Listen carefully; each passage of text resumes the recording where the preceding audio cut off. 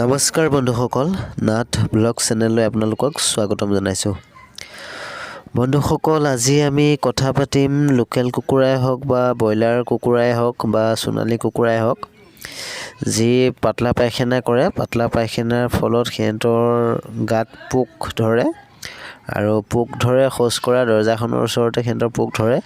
আৰু মোৰ ফাৰ্মৰ কুকুৰা এটা, মই যিহেতু ফাৰ্মৰ কুকুৰাখিনি দিনৰ ভাগত এৰি দিওঁ, তাৰ বাবে কুকুৰা এটা আজি 20 দিনমান ধৰি পেলাই নোহোৱা হৈ আছিলে।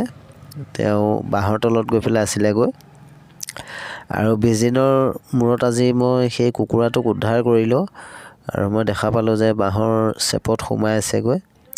আৰু তাৰ পৰা মই উদ্ধাৰ কৰি লৈ আহিলোঁ আৰু উদ্ধাৰ কৰি লৈ অহাৰ পিছত দেখোঁ যে তেওঁৰ পিছফালে শৌচ কৰা দৰ্জাৰ ওচৰত বহুখিনি অংশই পোকে খাই দিছে। যিহেতু কুকুৰাজনীয়ে পাতলা পায়খানা কৰি আছিল আৰু তাৰ বাবে বহুখিনি অংশই পোকে খাই দিছে। আৰু পোকে খাই দিয়াৰ বাবে মই এতিয়া অলপ ট্ৰিটমেণ্ট কৰিছোঁ। আৰু বিশেষকৈ যদি কুকুৰা তেনেকৈ পোকে খাই দিয়ে বা পোকে ধৰে, তাত যদি আপোনালোকে পেট্ৰল ঢালি দিয়ে, পেট্ৰল ঢালি দিলে খুব ধুনীয়া এটা ৰিজাল্ট পোৱা যায়। আৰু খুব পোকৰ কাৰণে পেট্ৰলটো একেবাৰে 1 নম্বৰ ঔষধ। পেট্ৰল ঢালি দিয়াৰ লগে লগে আপুনি প্ৰমাণ পাব যে যিখিনি অংশ পোকে খাই দিয়ে, সেই পোকখিনি পেট্ৰল ঢালি দিয়াৰ পিছত ওলাই আহে। আৰু যিখিনি পোক ওলাই আহে গোটেইখিনি মৃত অৱস্থাত থাকে। আৰু ভিতৰতো যদি পোক থাকিও যায়, তেনেহ'লে সেই পেট্ৰলৰ যোনটো চেণ্ট বা পেট্ৰলৰ যোনটো মেডিচিনি কাম, সেই পেট্ৰলটো দি দিয়াৰ পিছত গোটেইখিনি পোক মৰি যায় আৰু কুকুৰাজনী খুব কম দিনৰ ভিতৰতে সুস্থ হৈ উঠে। আৰু বন্ধুসকল, মই এতিয়া কুকুৰাজনীৰ বাঁহৰ তলৰ পৰা আনি পেলাই এয়া চাওক, আপোনালোকে দেখিবলৈ পাইছে, মই তেওঁৰ শৌচ কৰা দৰ্জাখনৰ ওচৰত যিখিনি অংশ পোকে খাইছে, সেই অংশখিনিত মই পোকখিনি মৰি যাবৰ কাৰণে পেট্ৰল ঢালি দিছোঁ। আৰু পেট্ৰল ঢালি দিয়াৰ বাবদ আপোনালোকে দেখা পাব যে পোকখিনি এটা এটাকৈ বাহিৰলৈ ওলাই আহে। আৰু ওলাই আহি পেলাই 3-4 দিন ভিতৰত কুকুৰাজনীও খুব সুস্থ হৈ উঠে আৰু পোকখিনি মৰি পেলাই জেগাডোখৰো এসপ্তাহৰ ভিতৰত জেগাডোখৰ শুকাই যায়। আপোনালোকৰ যদি কুকুৰা বা তেনেকৈ ব্ৰইলাৰৰ কুকুৰা বা সোণালী কুকুৰা, যিকোনো কুকুৰাই হওক, পোকে খায়, তেতিয়াহ'লে আপোনালোকে বেলেগ মেডিচিন ব্যৱহাৰ নকৰি পেলাই পেট্ৰল ব্যৱহাৰ কৰি পেলাই আপোনালোকে খুব ভাল এটা ৰিজাল্ট পাব বুলি মই আশা কৰোঁ। মই এয়া চাওক, পেট্ৰল ঢালি দিয়াৰ পিছত কেনেকৈ পোকখিনি বাহিৰলৈ এটা এটাকৈ ওলাই আহিছে। আৰু তাৰ বাবে এটা আপোনালোকে কাম কৰিব পাৰে, জেগাকণ খুব গোন্ধাই বা গোন্ধৰ এটা সৃষ্টি হয়। তাৰ বাবে আপোনালোকে কাষত অকণমান ফেনাইল ছটাই ল'ব। ফেনাইলকণ ছটিয়াই লোৱাৰ পাছত আপোনালোকে এনেকৈ যদি পেট্ৰল ঢালি দিয়ে, তেতিয়া পোকখিনি এটা এটাকৈ বাহিৰলৈ ওলাই গুচি আহে। কাৰণ পেট্ৰলৰ গোন্ধটো সিহঁতে সহ্য কৰিব নোৱাৰে।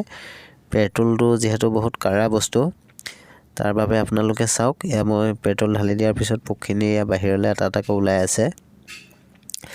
বন্ধুসকল, এই বেমাৰটো বা এই অসুবিধাটো কিয় হয়? যেতিয়া সিহঁতে পাতলা পায়খানা কৰে, পাতলা পায়খানা কৰিলে তেতিয়া সিহঁতৰ নোমবিলাকত সিহঁতৰ পায়খানাটো লাগি যায়। লাগি যোৱাৰ ফলত সিহঁতৰ তাত মাখিয়ে কণী পাৰে। আৰু মাখিয়ে কণী পৰাৰ ফলত তেতিয়া মাখিৰ যিখিনি কণী, তাৰ পৰাই এই পোকটো হয়।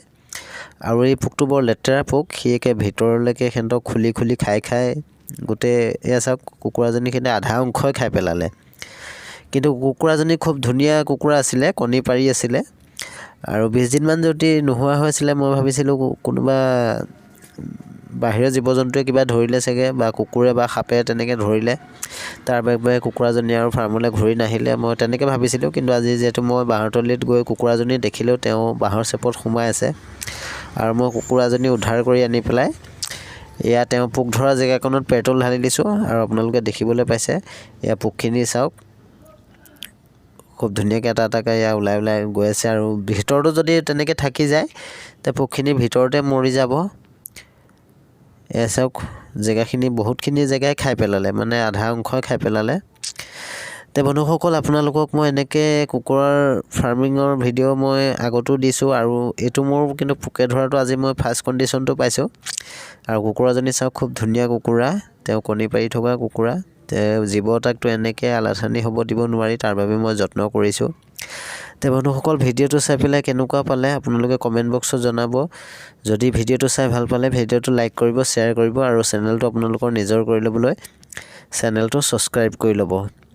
জীৱ বুলিবলৈ সকলো জীৱ একেই, মানুহে হওক বা কুকুৰাই হওক বা গৰু ছাগলীয়ে হওক, সকলোকে আমি সমান যত্ন কৰিব লাগে।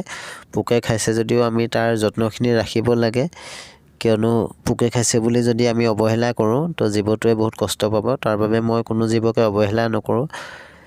মই তাৰ বাবে ট্ৰিটমেণ্ট আৰম্ভ কৰিছোঁ। তো ভিডিঅ'টো চাই কেনেকুৱা পালে কমেণ্ট বক্সত জনাব। জয় আই অসম, ধন্যবাদ।